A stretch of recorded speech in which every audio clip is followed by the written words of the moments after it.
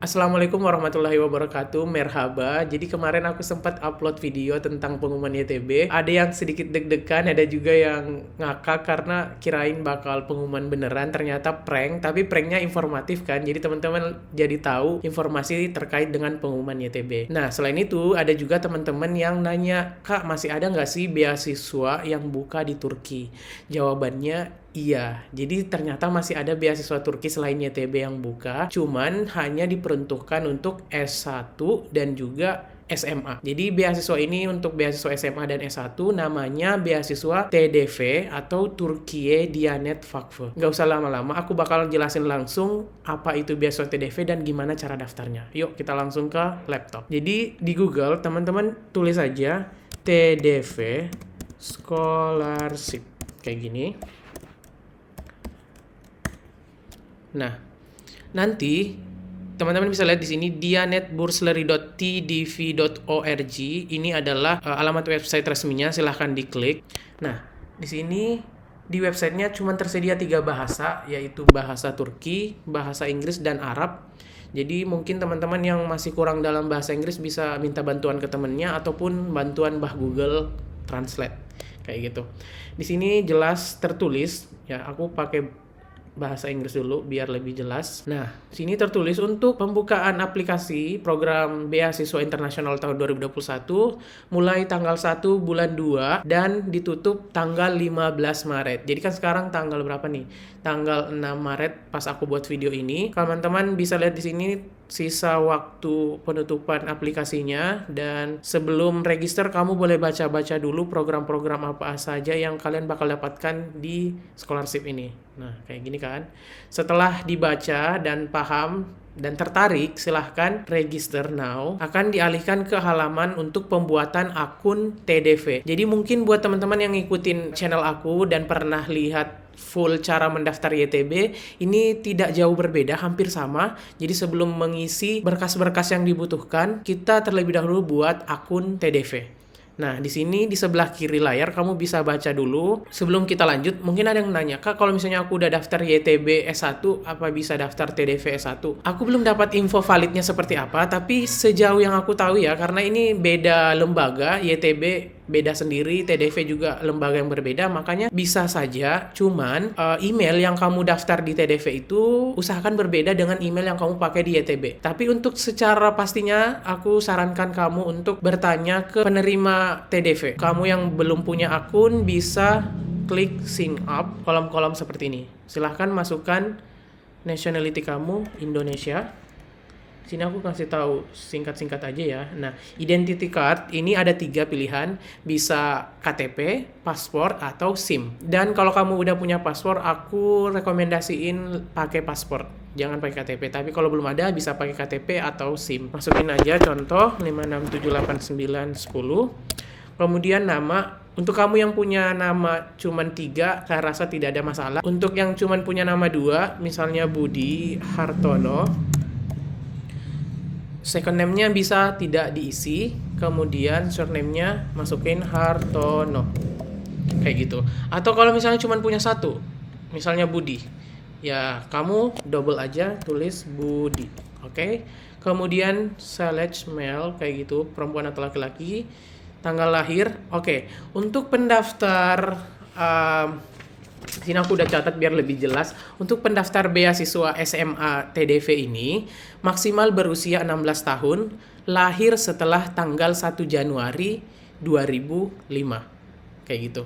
Untuk beasiswa S1 maksimal berusia 21 tahun, lahir setelah tanggal 1 Januari tahun 2000. Jadi lahir setelah tanggal yang disebutkan tadi udah nggak bisa daftar. Misalnya di sini kita mau daftar contoh S1. Jadi gini ya, untuk beasiswa SMA dan beasiswa S1 TDV, website yang dipakai itu sama dan juga caranya hampir sama. Kan ini udah benar sesuai. Tanggal lahir, tempat tanggal lahir, negara, tempat lahir, kemudian Bandung. Di sini masukin email. Nah, selanjutnya secret question. Ini ketika kamu lupa akun TDV bakal ditanyain oleh sistem. Misalnya aku contoh pilih what is the name of your first pet. hewan peliharaanku namanya siapa, misalnya Cibai. Ini nggak perlu bener ya, intinya kamu sendiri yang tahu jawabannya. Kemudian passwordnya silahkan masukkan, kemudian diulang. Jangan lupa centang saya telah membaca dan mengerti. Ini juga kebijakan, kemudian register. Nah, setelah register, kamu kembali cek email kamu, bakal ada masuk email seperti ini. Welcome to TDV. Ini untuk memverifikasi email kamu. Jangan lupa ada 2 link. Yang pertama ini, kalau nggak bisa pakai yang ini. Jangan lupa dikonfirmasi seperti ini. Dan nanti bakal diarahkan kembali untuk login. Nah, setelah itu, ini kan udah ada nih. Misalnya aku tadi daftar pakai email ini. Sekarang masukin passwordnya. Dan kamu bisa login. Nah, setelah login, mungkin kamu yang pernah daftar YTB bakal merasa ini mirip ya, emang mirip tampilannya, bahkan lebih simple untuk TDV ini. Di sini akan ada tawaran program beasiswa yang bisa kamu pilih. Yang pertama untuk Project Hafiz, sekolah Hafiz, tapi correct me if I'm wrong. Yang aku tahu itu untuk Hafiz Project cuman untuk masyarakat Turki. Jadi yang bisa kita daftar itu ada 2. Yang pertama untuk International Anatolian Imam Hatip High School Program atau beasiswa SMA internasional. Ini untuk teman-teman SMP yang mau SMA di Turki. Dan yang kedua International Theology License Program. Ini untuk teman-teman SMA yang pengen S1 di Turki dengan beasiswa internasional, tapi khusus untuk jurusan agama. Nah, setelah itu, untuk mendapatkan informasi selanjutnya, kamu bisa lihat tanda plus di sebelah kanan, klik. Misalnya kita coba di SMA, ini tertulis yang pertama bukan warga negara Turki, kemudian yang kedua, kamu bisa daftar ketika masih kelas 3 SMP. Jadi saat ini masih kelas 3 SMP, kamu bisa daftar. Yang penting kamu lulus sebelum bulan Juli 2021. Kemudian S1 kamu juga bisa daftar jika sekarang masih berstatus siswa SMA kelas 3. Dan maksimal kamu harus lulus sebelum bulan Juli tahun 2021. Untuk selengkapnya aku bakal bahas pada saat mengisi aplikasi. Nah, untuk contoh kasusnya aku pilih yang S1 saja. Teman-teman adik-adik SMA bisa ngikut karena sama SMA dengan S1. Nanti kalau ternyata ada perbedaan yang cukup signifikan, kamu bisa DM aku di Instagram, screenshot dan aku bantu. Karena hampir sama kok, S1 SMA itu isinya sama. Coba kita apply untuk yang S1. Tunggu dulu. Jadi nanti untuk di main menu ini, di sebelah kiri, akan ada tanda silang warna merah, itu artinya ini wajib diisi. Adapun yang tidak bertanda silang merah, itu tidak wajib. Contohnya, pengalaman kerja, my work experience, itu karena mungkin biasanya teman-teman SMP dan SMA belum ada kesempatan untuk bekerja. Kemudian, my country experience ini maksudnya ketika kamu pernah mengunjungi negara selain Indonesia. Kemudian my activity information ini kegiatan ekstrakurikuler kamu selama sekolah. Ini tidak wajib, tapi kalau untuk menambah nilai bisa diisi. Kita langsung saja mulai dulu.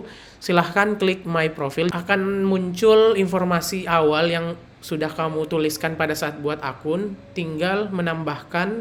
Jadi hati-hati ya. Di sini marital statusnya belum diisi ternyata.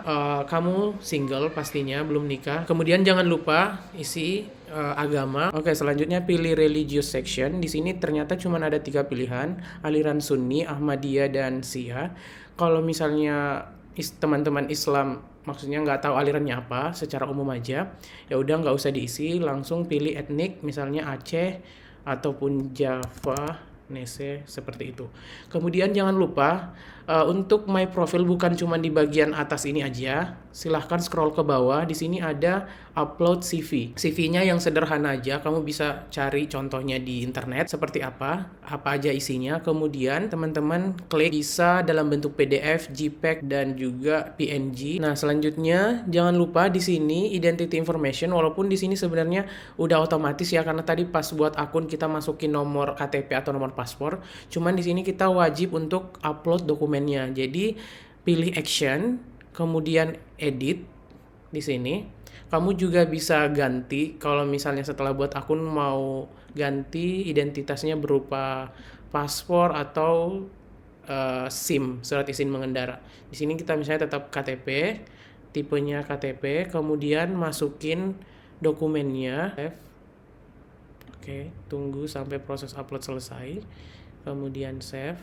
Setelah itu kamu juga bisa menambahkan sosial media kamu. Saran aku kalau misalnya kamu punya sosial media yang isinya bagus ataupun informatif, silahkan dimasukkan. Tapi kalau misalnya cuman kehidupan pribadi atau buat lucu-lucuan, senang-senang, mending nggak usah masukin sosial medianya kayak gitu. Jangan lupa kembali ke atas, kemudian save. Kalau misalnya udah tersave, itu bakalan berubah jadi checklist berwarna hijau. Kalau misalnya masih tanda silang, berarti ada yang belum teman-teman lengkapi kayak gitu. Oke, jadi sekarang kita lanjut ke My Family Information. Perhatikan sebelah kanan layar, itu ada tanda plus, silahkan diklik untuk menambahkan informasi. Di sini, kamu isi semua anggota keluarga kamu. Misalnya mulai dari ibu, ayah, saudara kamu berapa, dan termasuk kamu. Untuk partner, ini nggak wajib menurut aku. Jadi cuman misalnya nih kamu ada 4 orang di rumah kamu, berarti ibu, ayah, saudara kamu, dan kamu. Kita mulai dari mother dulu, contoh, kemudian tuliskan namanya, last name-nya, kemudian tanggal lahir, dan pendidikan terakhirnya apa, misalnya SMA kah atau S1. Terus juga di sini untuk penghasilan orang tua kamu itu bukan dalam bentuk rupiah, tapi ada 3 pilihan, bisa dolar, euro, atau Turkish lira. Saran aku pakai dolar aja, lebih mudah. Jadi misalnya penghasilan orang tua kamu 1 juta sampai 3 juta, itu coba 1 jutanya di convert dulu ke dolar berapa. Bisa pakai aplikasi XE Currents, ada di Play Store ataupun juga di App Store buat yang pakai iOS. Kemudian di sini jangan lupa ada kolom is TDV scholarship, apakah uang ini dari beasiswa TDV atau tentu saja bukan. Jadi kamu nggak perlu klik. Kemudian apakah orang tuamu juga tinggal di Turki, ini tidak, jadi jangan di checklist. Kemudian setelah itu kamu save. Nanti setelah tersave itu bakal muncul di bawah ini. Kan ini belum ya, belum tersave jadi nggak ada. Kemudian nanti add lagi, tambahkan lagi ayah kamu, tambahkan lagi kamu, saudara kamu, kayak gitu. Jadi ngisinya satu-satu. Oke, lanjut ke My Contact. Nah, ini untuk informasi pribadi kamu sendiri dan bagaimana pihak TDV akan menghubungi kamu via apa dan seperti apa. Karena tadi di awal pembuatan akun kamu udah masukin nomor HP, kamu bisa nambahin lagi nomor handphone yang kedua, bisa dibilang cadangan. Kita di sini misalnya pilih Indonesia. Nah, pilih Indonesia, kemudian masukin, dan jangan lupa checklist juga yang di bawah ini. Itu berarti kamu bakal dikirimkan notifikasi atau informasi melalui hub, melalui nomor ini juga. Misalnya nomor yang satu tidak aktif, bisa dihubungin ke nomor yang satunya.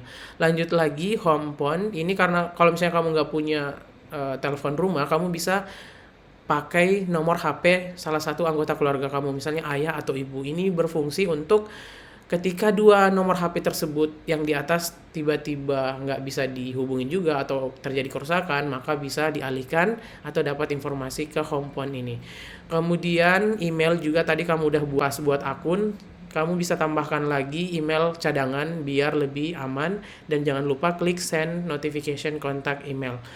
Ini negara kamu, kemudian misalnya Indonesia, kemudian city-nya apa, Bandung, Aceh, Semarang, dan masukkan alamat kamu. Jadi alamat lengkap dimasukkan, kemudian kode posnya berapa.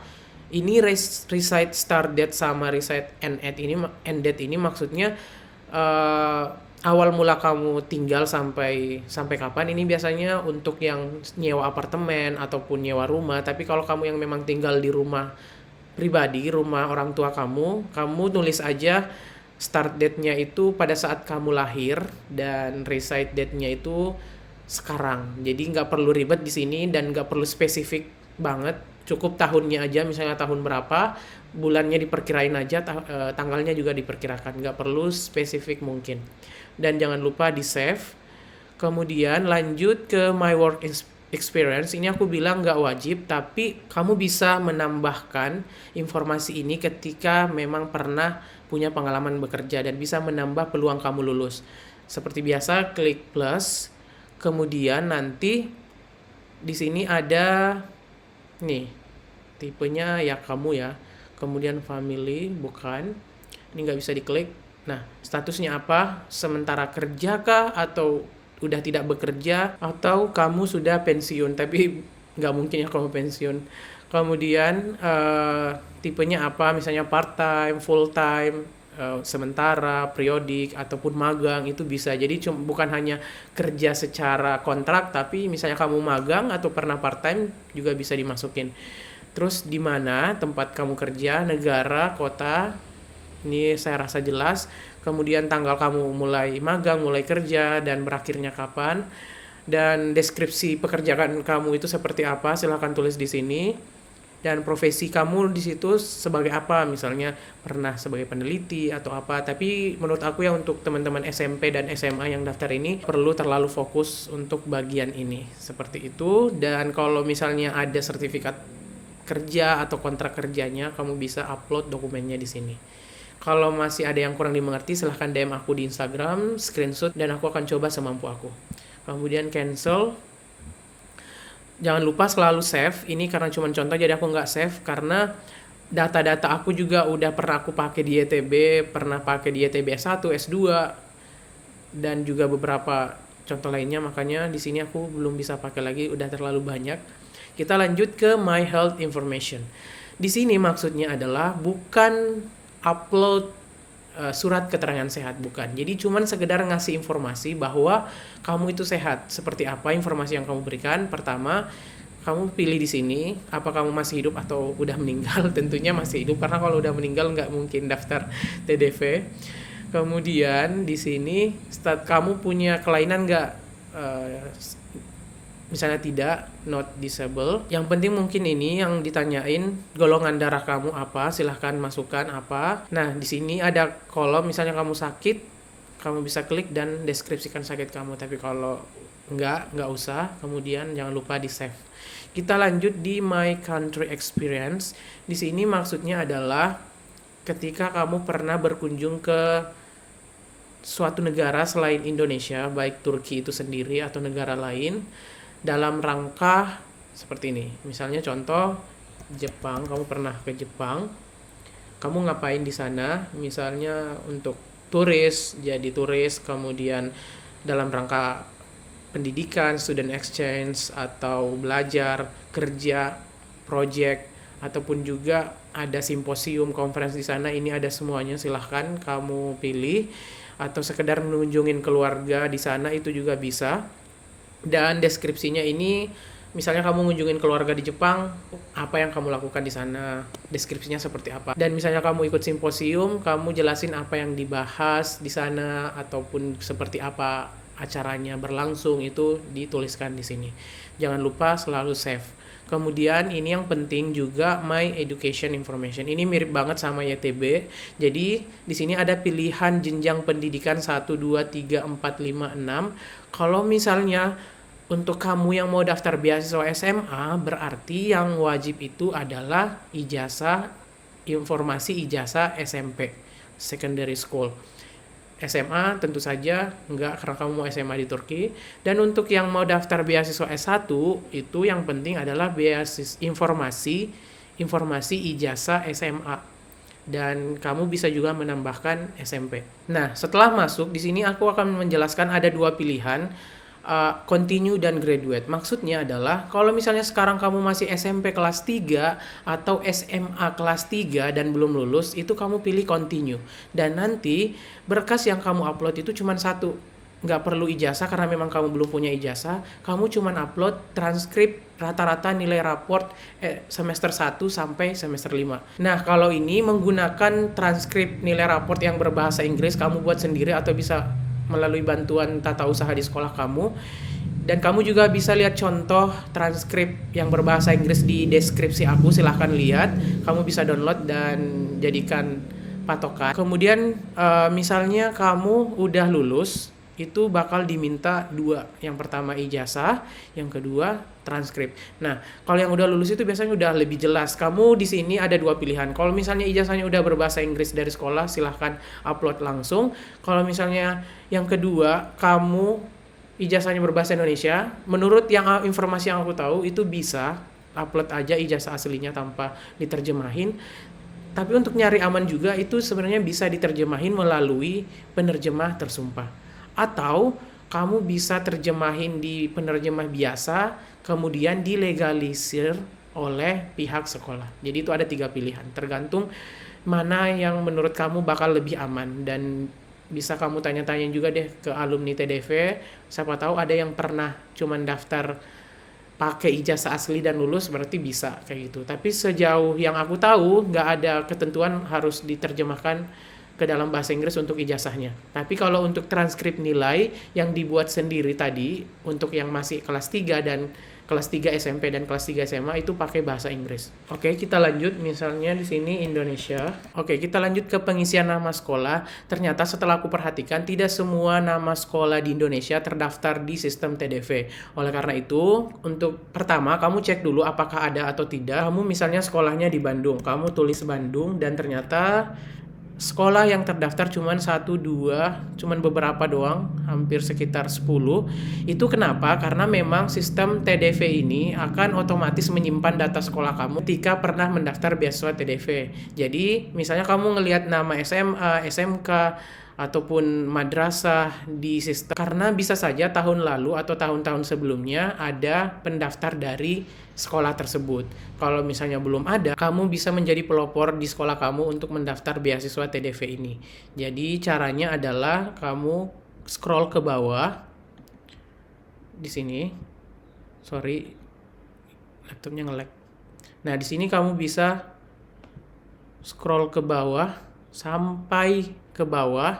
Di situ ada tertulis if you cannot find your school, choose this option. Jadi di sini ketika nama sekolah kamu belum terdaftar, silahkan pilih ini dan otomatis tahun depan ketika ada yang daftar lagi junior kamu itu udah tersedia nama sekolah kamu. Jadi nggak perlu khawatir kalau misalnya belum terdaftar.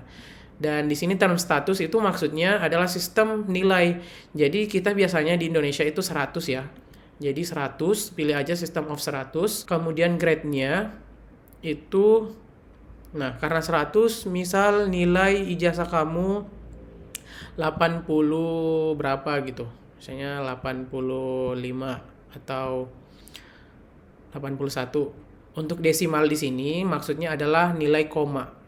Misalnya 81, berapa, 81,3 ke 85, misalnya 81,5. Nah, biasanya ada yang nanya, Kak, berapa sih nilai minimal untuk daftar beasiswa ini? Menurut sejauh yang aku tahu itu minimal 70. Nilai 70 itu udah bisa daftar. Jadi 70 ke atas kamu berpeluang untuk lulus beasiswa tersebut. Kemudian masukkan tahun masuk dan tahun lulus. Setelah itu seperti yang aku bilang, masukkan dokumennya. Di sini ada kolom yang bisa di checklist. Jadi kalau misalnya kamu punya ranking selama SMP atau SMA, kamu klik ini dan masukin. Di sini ada akademik. Ini kalau misalnya ada ranking, tapi kalau pernah dapat juara selama SMP, kamu bisa masukin. Kamu bisa pilih competition atau pernah ikut project, ataupun pada saat mungkin ujian sekolah, ujian nasional, ujian apapun yang ada di sekolah kamu dan kamu dapat juara, itu bisa dipilih.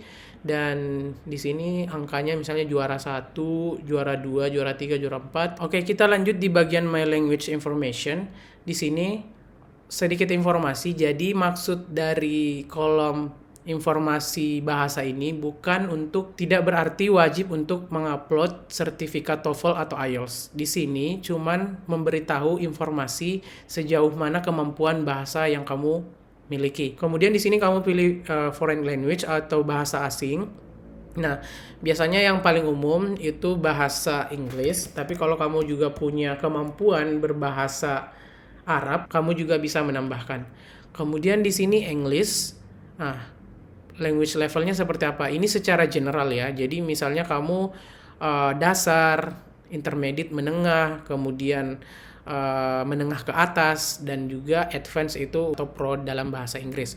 Nah, misalnya kita contoh di sini kita pilih menengah ke atas misalnya. Untuk level membaca bahasa Inggrisnya seperti apa? Dasar kah, intermediate atau advance? Kemudian untuk level menulisnya seperti apa? Level speakingnya seperti apa? Nah, selanjutnya kamu mempelajari bahasa ini myself kah, atau ikut kursus, atau belajarnya di sekolah. Kalau misalnya kamu belajar sendiri, otomatis kamu nggak perlu masukin sertifikat kayak gitu. Kamu nggak wajib masukin sertifikat, atau kalau misalnya kamu ikut kursus, silahkan masukkan sertifikatnya di bagian sebelah kanan.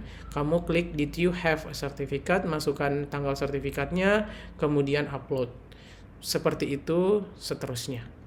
Dan nanti setelah di save bakal muncul di sini, kamu bisa menambahkan lagi sertifikat bahasa lainnya ataupun informasi kemampuan bahasa kamu. Jadi tidak menutup kemungkinan harus sertifikat, tapi sekedar informasi. Misalnya kamu punya dasar bahasa Arab. Nah, setelah tadi mengisi bahasa Inggris, kamu create new lagi dan masukin bahasa Arab. Kemudian misalnya cuman dasar, ya udah masukin in level elementary atau cuman tahu dasarnya kayak gitu. Jadi masukin aja semua bahasa yang kamu tahu walaupun cuman tahu dasar bahasa tersebut. Ini bisa menambah peluang kamu untuk lolos. Selanjutnya, my activity information di sini tidak wajib, tapi ini juga bisa menambah peluang lulus seperti kegiatan ekstrakurikuler kamu. Kalau di Beasiswa YTB kemarin itu mirip-mirip kolom sertifikat penunjang. Nah, di sini udah disediain misalnya sertifikat award atau project ataupun juga sertifikat secara umum atau kegiatan voluntary seperti itu. Kemudian kamu jelasin semuanya, tipenya seperti apa, apakah camp atau seminar atau simposium, kemudian areanya kamu dalam area baca buku kah, nonton film atau presentasi, terus juga aktivitasnya apa, nama kegiatannya apa, yang ngelaksanain siapa, tempatnya di mana, kota, negara, kota, kemudian tanggal, dan juga silahkan masukkan deskripsinya. Dan ini saran saya menggunakan bahasa Inggris. Jadi masukin deskripsinya. Kalau kamu belum tahu, silahkan pakai Google Translate kayak gitu. Kemudian cancel. Seperti itu seterusnya. Kalau misalnya udah masuk, kamu bisa menambahkan banyak. Kan klik kolom plus. Nah, di sini ada student bank. Ini nggak perlu. Ini ketika kamu udah lulus. My student scholarship ini adalah info kalau kamu udah mengisi semuanya. Dan di sini yang wajib juga adalah my reference information. Ini bagian surat rekomendasi. Jadi untuk beasiswa ini wajib untuk melampirkan surat rekomendasi minimal 1. Koreksi kalau misalnya salah, silahkan klik plus di sini. Tipe referensinya seperti apa? Mau itu dari akademik. Akademik di sini maksudnya guru atau dosen. Personal reference misalnya tokoh masyarakat, lurah, bupati, gubernur, dan lain-lain dan sebagainya. Kemudian misalnya di sini lebih jelas ada manajer atau dari partner bisnis kamu. Silahkan tulis namanya beserta langsung last name-nya atau nama lengkap lah, simpelnya. Kemudian masukin mobile phone-nya karena ini nanti bakal dihubungin oleh pihak TDV baik via telepon ataupun juga nanti via email. Jadi masukin nomor handphone dan juga email yang benar. Kemudian tempat bekerja, misalnya guru berarti nama sekolahnya, atau dosen nama universitasnya, atau misalnya gubernur ya berarti kantornya apa, gubernur apa, dan segala macam. Kemudian di sini profesinya, kalau tadi guru berarti teacher, kalau misalnya dosen ya bisa akademisian, kamu bisa pilih akademisian kayak gitu. Dan titelnya di sini maksudnya adalah, nah kalau misalnya kamu udah pilih guru, teacher, bisnis titelnya itu kamu pilih government officer atau pekerja pemerintah, bisa dibilang juga PNS kayak gitu kan. Dan deskripsi ini maksudnya adalah kamu bisa mendeskripsikan si perekom kamu ini siapa gitu. Misalnya guru kamu ini guru apa, lingkup apa kamu mengenal beliau dan segala macam, itu bisa dijelaskan secara singkat di sini. Kemudian yang paling penting jangan lupa upload surat rekomendasinya. Untuk contoh surat rekomendasi udah banyak di internet, kamu bisa lihat ada banyak macam-macamnya, ada yang secara formal, ada yang secara informal, itu semua bisa diupload ke sistem ini. Kemudian jangan lupa di save. Oke, itu semua yang bisa kamu lakukan. Di sini ada My Application. My Application di sini maksudnya adalah untuk melihat apakah kamu udah membuat aplikasi TDV online apa belum. Di sini nanti bakal terlihat statusnya seperti apa. Misalnya statusnya udah tersubmit dan menunggu informasi wawancara seperti itu. Di sini ada tiket, mengajukan tiket penerbangan ke Turki. Itu saja cara ataupun bagaimana mengisi berkas online melalui sistem TDV. Semoga bermanfaat, dan kalau ada yang belum dimengerti ataupun mengalami kesulitan pada saat mengisi sistem ini, silahkan di screenshot ke Instagram aku melalui DM dan aku akan coba jawab semampu aku. Terima kasih, see you in the next video.